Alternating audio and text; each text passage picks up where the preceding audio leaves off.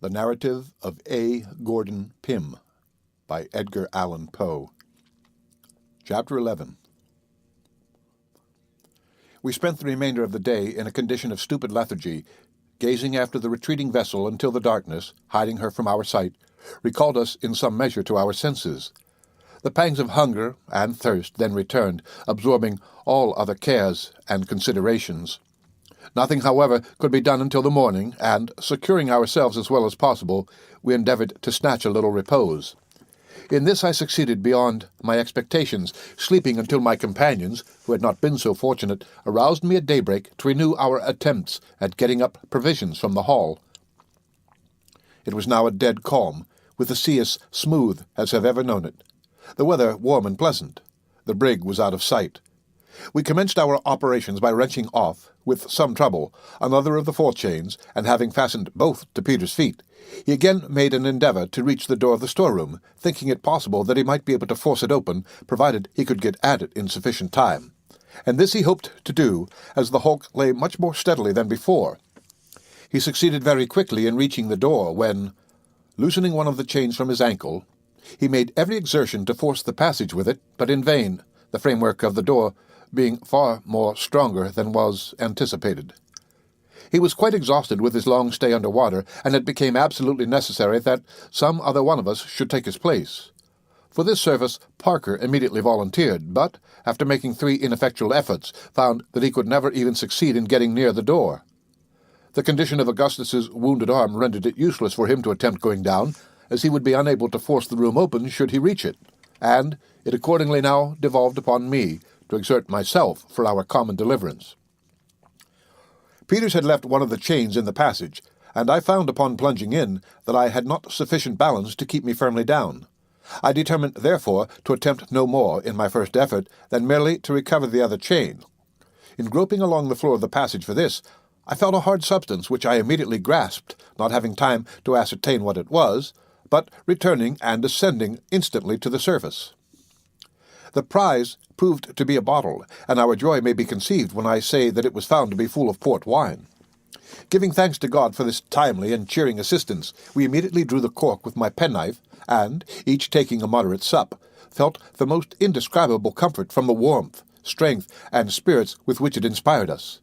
We then carefully recorked the bottle, and by means of a handkerchief swung it in such a manner that there was no possibility of its getting broken. Having rested a while after this fortunate discovery, I again descended, and now recovered the chain, with which I instantly came up. I then fastened it on, and went down for the 3rd time, when I became fully satisfied that no exertions whatever in that situation would enable me to force open the door of the storeroom. I therefore returned in despair. There seemed now to be no longer any room for hope, and I could perceive in the countenances of my companions that they had made up their minds to perish.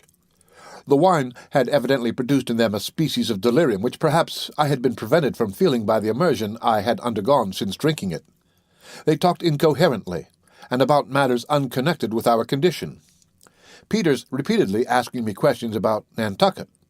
Augustus, too, I remember, approached me with a serious air, and requested me to lend him a pocket comb, as his hair was full of fish scales, and he wished to get them out before going on shore. Parker appeared somewhat less affected, and urged me to dive at random into the cabin, and bring up any article which might come to hand. To this I consented, and in the first attempt, after staying under a full minute, brought up a small leather trunk belonging to Captain Bernard. This was immediately opened in the faint hope that it might contain something to eat or drink. We found nothing, however, except a box of razors and 2 linen shirts. I now went down again, and returned without any success. As my head came above water, I heard a crash on deck, and upon getting up, saw that my companions had ungratefully taken advantage of my absence to drink the remainder of the wine, having let the bottle fall in the endeavour to replace it before I saw them. I remonstrated with them on the heartlessness of their conduct, when Augustus burst into tears. The other 2 endeavoured to laugh the matter off as a joke, but I hope never again to behold laughter of such a species. The distortion of countenance was absolutely frightful. Indeed, it was apparent that the stimulus in the empty state of their stomachs had taken instant and violent effect, and that they were all exceedingly intoxicated. With great difficulty I prevailed upon them to lie down, when they fell very soon into a heavy slumber, accompanied with loud, stertorous breathing. I now found myself, as it were, alone in the brig. and my reflections, to be sure, were of the most fearful and gloomy nature.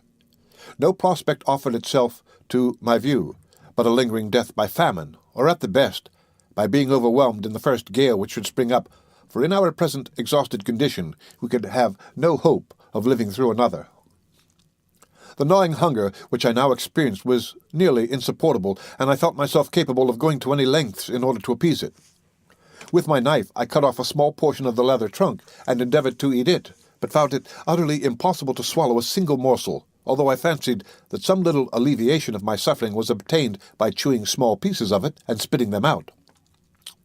Toward night my companions awoke, one by one, each in an indescribable state of weakness and horror brought on by the wine, whose fumes had now evaporated. They shook as if with a violent ague, and uttered the most lamentable cries for water. Their condition affected me in the most lively degree, at the same time causing me to rejoice in the fortunate train of circumstances which had prevented me from indulging in the wine, and consequently from sharing their melancholy and most distressing sensations. Their conduct, however, gave me great uneasiness and alarm, for it was evident that, unless some favourable change took place, they could afford me no assistance in providing for our common safety.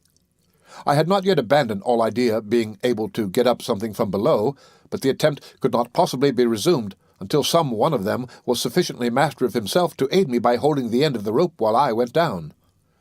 Parker appeared to be somewhat more in possession of his senses than the others, and I endeavoured by every means in my power to rouse him. Thinking that a plunge in the sea-water might have a beneficial effect, I contrived to fasten the end of a rope around his body, and then, leading him to the companionway, he remaining quite passive all the while, pushed him in, and immediately drew him out. I had good reason to congratulate myself upon having made this experiment, for he appeared much revived and invigorated, and upon getting out, asked me, in a rational manner, why I had so served him.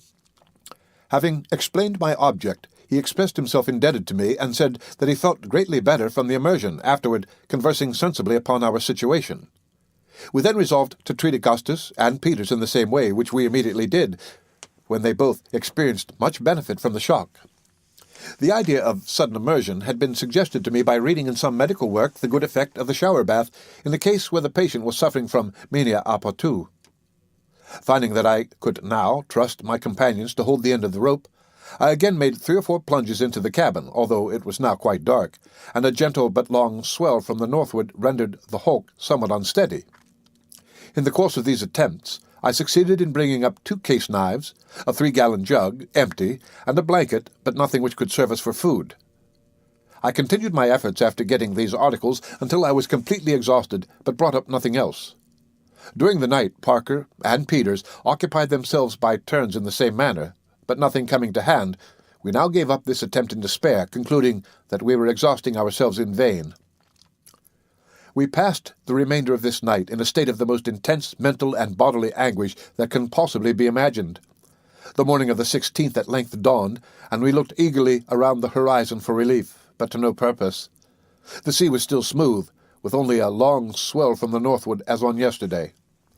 This was the 6th day since we had tasted either food or drink, with the exception of the bottle of port wine, and it was clear that we could hold out but a very little while longer, unless something could be obtained. I never saw before, nor wish to see again, human beings so utterly emaciated as Peters and Augustus. Had I met them on shore in their present condition, I should not have had the slightest suspicion that I had ever beheld them. Their countenances were totally changed in character, so that I could not bring myself to believe them really the same individuals with whom I had been in company but a few days before. Parker, although sadly reduced, and so feeble that he could not raise his head from his bosom, was not so far gone as the other 2. He suffered with great patience, making no complaint, and endeavouring to inspire us with hope in every manner he could devise. For myself, although at the commencement of the voyage I had been in bad health, and was at all times of a delicate constitution, I suffered less than any of us, being much less reduced in frame, and retaining my powers of mind in a surprising degree, while the rest were completely prostrated in intellect, and seemed to be brought to a species of second childhood, generally simpering in their expressions with idiotic smiles, and uttering the most absurd platitudes. At intervals, however, They would appear to revive suddenly, as if inspired all at once with a consciousness of their condition, when they would spring upon their feet in a momentary flash of vigour, and speak for a short period of their prospects in a manner altogether rational, although full of the most intense despair. It is possible, however, that my companions may have entertained the same opinion of their own condition as I did of mine, and that I may have unwittingly been guilty of the same extravagances and imbecilities as themselves. This is a matter which cannot be determined. About noon, Parker declared that he saw land off the larboard quarter, and it was with the utmost difficulty I could restrain him from plunging into the sea with the view of swimming towards it. Peters and Augustus took little notice of what he said, being apparently wrapped up in moody contemplation. Upon looking in the direction pointed out, I could not perceive the faintest appearance of the shore. Indeed, I was too well aware that we were far from any land to indulge in a hope of that nature. It was a long time, nevertheless, before I could convince Parker of his mistake. He then burst into a flood of tears, weeping like a child with loud cries and sobs for 2 or 3 hours, when becoming exhausted he fell asleep. Peters and Augustus now made several ineffectual efforts to swallow portions of the leather. I advised them to chew it and spit it out, but they were too excessively debilitated to be able to follow my advice. I continued to chew pieces of it at intervals, and found some relief from so doing. My chief distress was for water, and I was only prevented from taking a draught from the sea by remembering the horrible consequences which thus have resulted to others who were similarly situated with ourselves. The day wore on in this manner, when I suddenly discovered a sail to the eastward and on our larboard bow. She appeared to be a large ship, and was coming nearer athwart us, being probably 12 or 15 miles distant. None of my companions had as yet discovered her, and I forbore to tell them of her for the present, lest we might again be disappointed of relief. At length, upon her getting nearer, I saw distinctly that she was heading immediately for us, with her light sails filled. I could now contain myself no longer, and pointed her out to my fellow-sufferers. They immediately sprang to their feet again, indulging in the most extravagant demonstrations of joy, weeping, laughing in an idiotic manner, jumping, stamping upon the deck, tearing their hair, and praying and cursing by turns. I was so affected by their conduct, as well as by what I considered a sure prospect of deliverance, that I could not refrain from joining in with their madness, and gave way to the impulses of my gratitude and ecstasy by lying and rolling on the deck, clapping my hands, shouting, and other similar acts, until I was suddenly called to my recollection, and once more to the extreme human misery and despair, by perceiving the ship all at once with her stern fully presented toward us, and steering in a direction nearly opposite to that in which I had at first perceived her. It was some time before I could induce my poor companions to believe that this sad reverse in our prospects had actually taken place. They replied to all my assertions with a stare, and a gesture implying that they were not to be deceived by such misrepresentations. The conduct of Augustus most sensibly affected me. In spite of all I could say or do to the contrary, he persisted in saying that the ship was rapidly nearing us, and in making preparations to go on board of her. Some seaweed floating by the brig, he maintained that it was the ship's boat, and endeavoured to throw himself upon it, howling and shrieking in the most heart-rending manner, when I forcibly restrained him from thus casting himself into the sea. Having become in some degree pacified, we continued to watch the ship until we finally lost sight of her, the weather becoming hazy with a light breeze springing up. As soon as she was entirely gone, Parker turned suddenly toward me with an expression of countenance which made me shudder. There was about him an air of self-possession which I had not noticed in him until now, and before he opened his lips, my heart told me what he would say. He proposed in a few words that one of us should die to preserve the existence of the others.